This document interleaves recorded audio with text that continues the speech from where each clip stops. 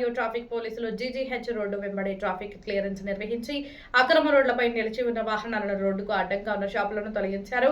Kurnool traffic CI మరియు municipal అధికారులు.